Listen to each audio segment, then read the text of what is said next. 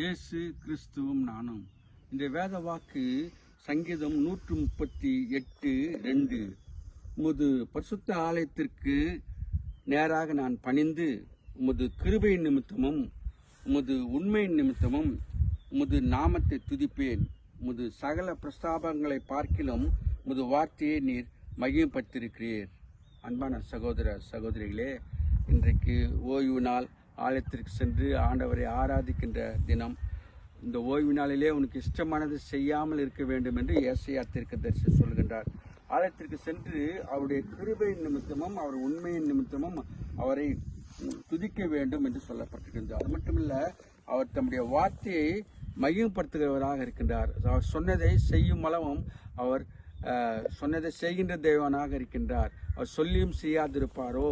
மனமாற அவர் மனுஷன் அல்ல, மனுப்புத்திரனும் அல்ல என்று சாமுவேல் தீர்க்கதரிசி சொல்கின்றார். அதனாலே நாம் அந்த ஆண்டவரை நாம் வணங்குவோம், போற்றுவோம், மகிமைப்படுத்துவோம், ஆண்டவருக்கு துதியை செலுத்துவோம். இந்த நாளிலும் கூட ஆண்டவர் அந்த விதமாக துதி செலுத்த துதியின் வார்த்தைகளை உங்கள் வாயில் வைப்பாராக. Have a blessed day. God bless you.